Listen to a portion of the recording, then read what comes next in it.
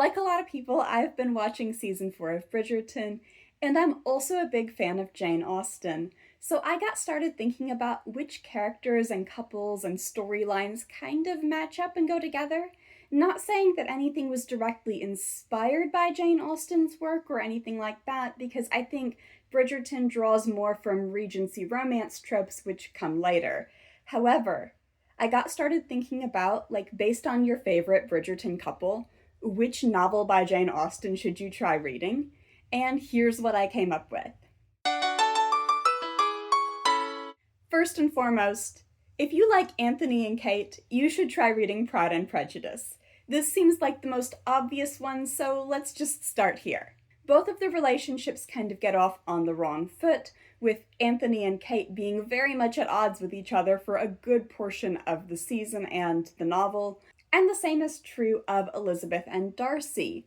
It's not quite the same story as Anthony and Kate. For example, there's no Edwina in the mix to complicate things. Elizabeth has sisters, but her sisters are interested in other people, not Darcy.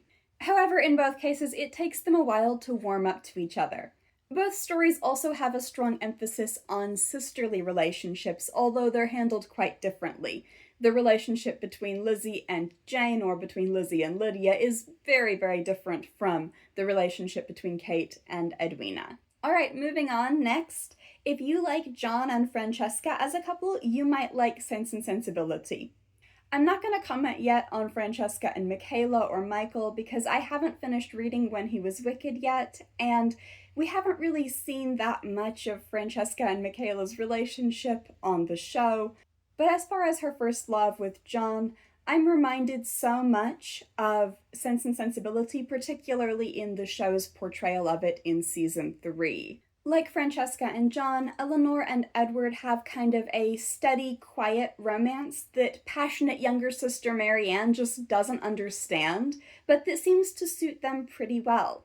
Francesca and Eleanor are both reserved, introverted, and practical as compared to their more passionate and emotional family members, and that definitely makes them both kind of an outlier in their families. So if that aspect of Francesca's story and their relationship appealed to you, you might want to try Sense and Sensibility.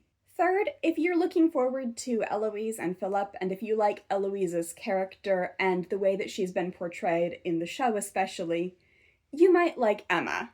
I've got another video about Eloise and Emma and the importance of her reading Emma in season 3, but for now, let's just say they have some things in common. For one thing, they're both wealthy young women who are in a position of not needing to marry for practical purposes, but still having kind of the expectation that maybe they'll want to. And they both really don't want to and don't expect to fall in love, but eventually they do get married and they do fall in love. I'm mainly talking about show Eloise here because book Eloise is a very different character, and she always did see herself getting married, just not to any of the men who proposed to her. There's something kind of similar about their personalities as well.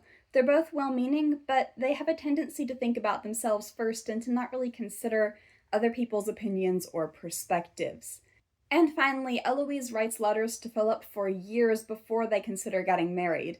And likewise, Emma knows Mr. Knightley for a long time, and they have an established relationship as friends. So in that way also, Emma and Eloise, they're not the type to fall in love at first sight.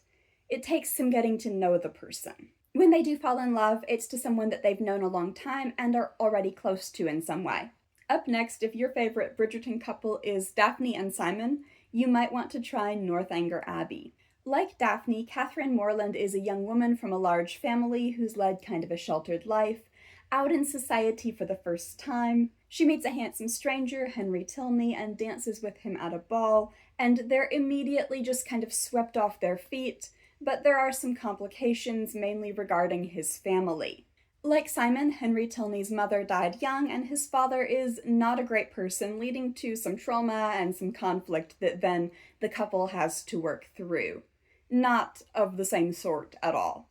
Even the role played by Nigel Burbrook in Daphne and Simon's story reminds me a little bit of the role played by John Thorpe in Northanger Abbey, where he just kind of presumes that he has a right to the heroine, whether she likes it or not. If you like Colin and Penelope, You might be interested in Persuasion. Now, with a little disclaimer here that Anne Elliot from Persuasion is definitely no Lady Whistledown. However, Anne does have some things in common with Penelope's public persona. For one thing, she is definitely the least favorite of her sisters as far as her family is concerned, and she's kind of overlooked, her opinion is not taken into account, and she remains single for so long that people assume she will never marry. In the show, they kind of jumped to this a little bit too fast with Penelope. It's only her third season, she's still in her early 20s. But in the books, Penelope is 28 when she marries Colin, a year older than Anne, who is 27 in Persuasion. And why do they stay single for so long? At least in part because they are still in love with a guy who they don't really think they have a chance with. Colin has been traveling for a long time, for many years in the book, just for a brief period in the show, and Frederick Wentworth is away in the Navy. To make it worse, both couples parted on a bad note, with one of them breaking the other's heart.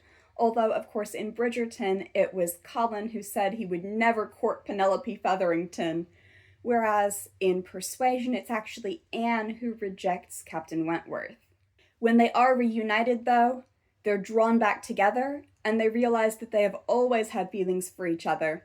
And it reminds me a lot of the long, slow development of Colin and Penelope's relationship, particularly the book version.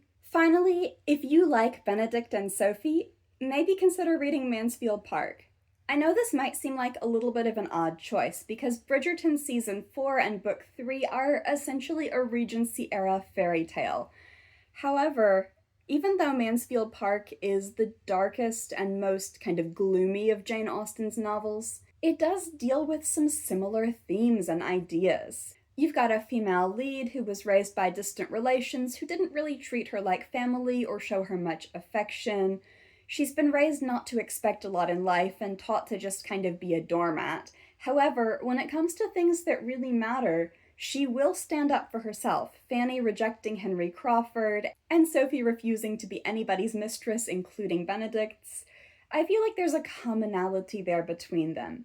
They've been kind of taught to expect nothing out of life and to just take what they're given and be grateful for it, but when it comes to something that's really important to them, they stand their ground and refuse to be pressured into something they really don't want. So, those are my thoughts on which Jane Austen novel you should read based on your favorite Bridgerton couple. I did not include Gregory or Hyacinth's couples because I haven't read their books yet, and obviously their stories haven't played out on the show. But it fits anyway because there are 6 Jane Austen novels and 6 Bridgerton couples that have been developed enough in the books that I've read or the show that I feel confident talking about them and making these kind of connections for them.